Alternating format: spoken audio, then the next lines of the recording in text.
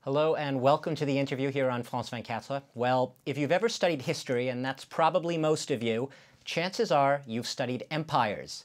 Now, if you've studied recent history, chances are you've been told at some point that empires break up and give way to nation-states, smaller entities with their own national identity, flags, anthems, and sovereignty. Well, my guest today says not so fast, because history is rarely that cut and dry, and that empires are a very durable form of state. They're able to adapt and take on ever different forms. Jane Burbank, welcome to France 24. You're a professor of history as well as a specialist in Russian studies, Slavic studies at New York University. That's right. And you're here today really because you are co-author of a book with your colleague Frederick Cooper called, and we could show our viewers right now, Empires in World History, Power and the Politics of Difference, which won the World Book History Association Prize this year for 2011. Yeah. It's a long title, but I want to cut straight to the chase. You basically admit early on in your book you couldn't possibly write about every empire in world history. It would take several lifetimes to do that. You chose to concentrate on a landmass which you call Eurasia, and you take as your starting points China and Rome in the 3rd century BC. Why did you choose those empires as your starting points? What is it about them? Well, we wanted to make sure that people saw that there are different ways to run an empire. And if you start with Rome and China, you see two very powerful empires whose influence lasted for a very long time, but whose ways of running their polities were quite different. They had different models. I think you call them in your book, you call them imperial repertoires. Yes. What do you mean by that concept? We wanted to show that in their ways of governing, empires had different tools, different ways of approaching the common challenges that they all faced. Now, one of those challenges is how to govern people who are different. Empires, by definition, reach out and bring in people with different faiths, different ways of life. And we wanted to show that this challenge is confronted in different ways by different imperial polities. The Roman Empire, for example, the people it conquered, to what extent did it really let them keep their own identities, their own cultural identities? In the beginning, in the early years of Rome, we can see that the areas conquered were perforce allowed to keep much of their way of living. But Rome developed a very interesting and we think enduring way of attracting people to its way of life. We still talk about it today. The Roman Empire is still very relevant. Yeah. And one of the attractions of Roman of belonging to Rome, and particularly for the elites of local societies to join the Roman project, was the rights of Roman citizens.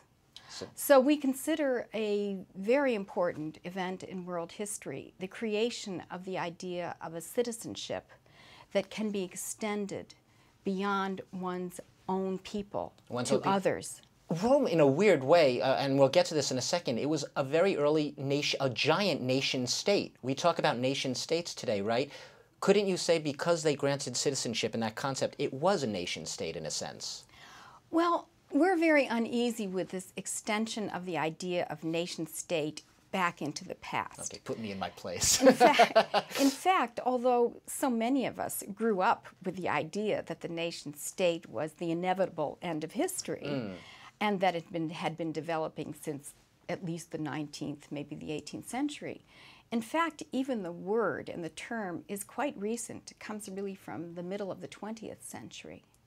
After the war, World War II, yeah. After the war. So what we want to make clear is that there were different complex polities with different approaches to integrating people.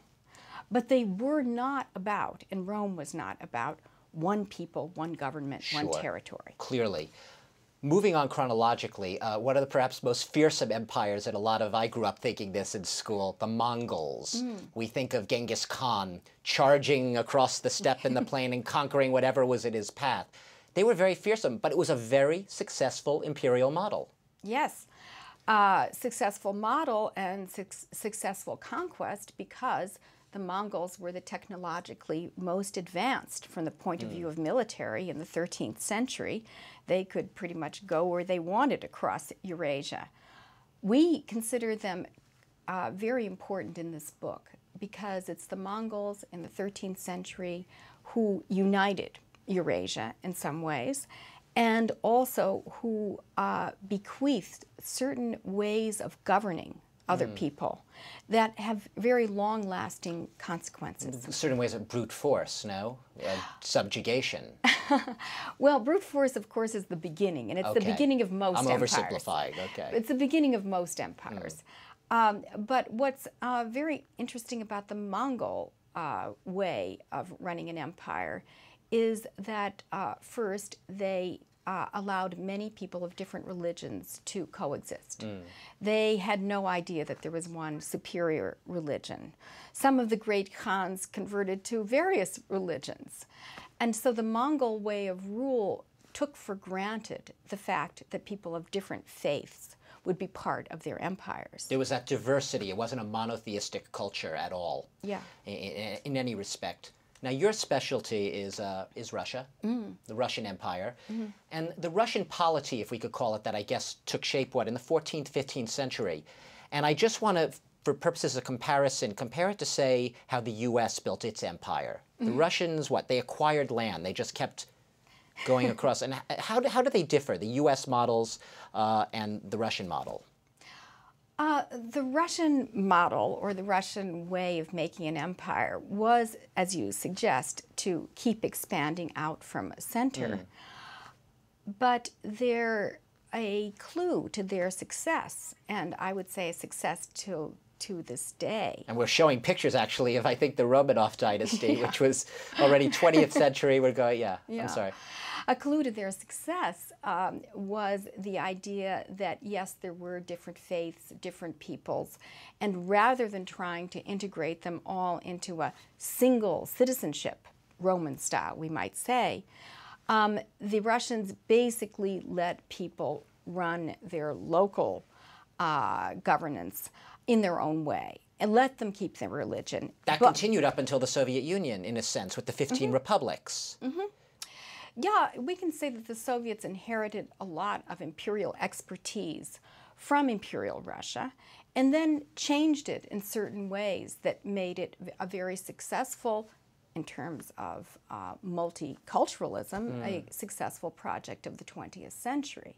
And the United States, just to bring that in here, I think you wrote that was interesting is that they had essentially colonies, the same way the Europeans did, but they never really considered themselves the ruler of colonies. Why that distinction? Well, we think that the U.S. in many ways inherited the Roman model in quite an extreme way.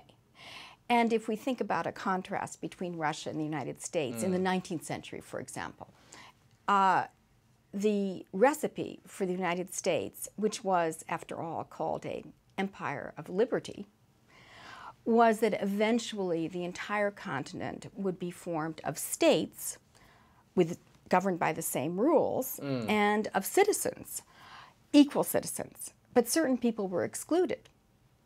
Indians, slaves. Indians and the slaves as well, which was a unique, almost uniquely American model of empire.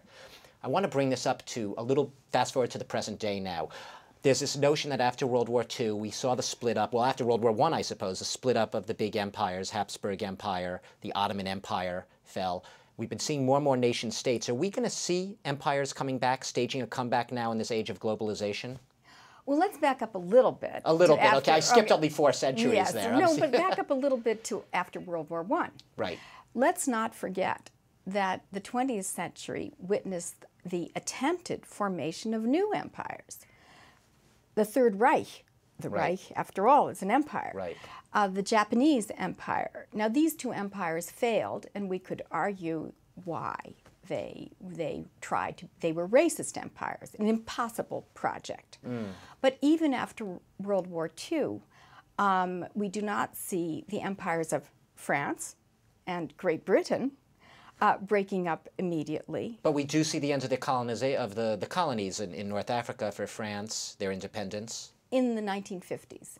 So it's a gradual process, and in many cases, the political actors in Africa, in French colonies, wanted to join a greater project. Greater entity. We're running out of time, Jane Burbank. I just would like to leave you with this. You began with China in your book. I know, like we said, it doesn't cover all of history. It seems like history's come full circle. We're almost back with China. China once again being a rising dominant power in the world and an empire. Yes, if we can take a perspective which is not focused on Western Europe and the United States, we can see that perhaps the weak China that we think about of the 19th century was only an interlude.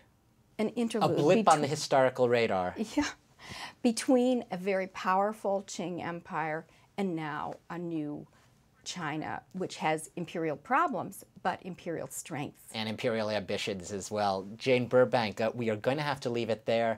Professor of History at New York University. We've been talking about empires in world history, and I think I'm getting the sense that it's not the end of empire, not by a long shot. Thank you very much. Thank you. And thanks to all of you for watching the interview here on France 24. More news ahead.